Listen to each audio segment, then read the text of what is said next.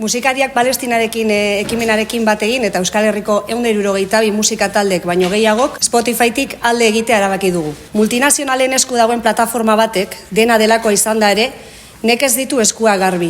Gaurkoa nolanahi ere horietako bat seinalatzara gatoz Spotify.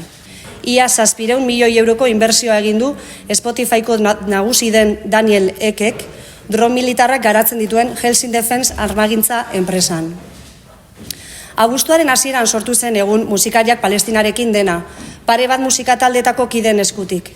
Irailean talde motorra eratu eta plangintza xume bat diseinatzeari ekin zioten. Lagunekin hasi, ezagunengana hurbildu eta ezagunengana heldu dira talde motorreko kideak. Emailez, telefonoz edota kafe baten bueltan. Zalantzak eta beldurrak tarteko ilusia eta eskerrona ere topatu dute bidean. Antolatzeak berak eman dio zentzua boikotari. Duela 3 hilabete 7 lagun ziren. Gaur 650 musikaritik gora gara. Hala eta guztiz ere, oso kontziente gara gehiago ere izango garela, geruza asko ditugu ukitzeke. Gauzak horrela, lerro hauek probestu nahiko genituzke, antolakuntzara batu nahiko lukeen orori ateak irekita dituela esateko.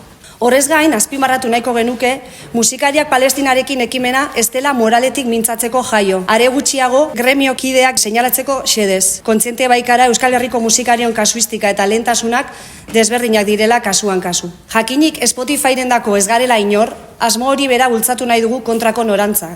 Ez dadila ezer izan Spotify guretzat.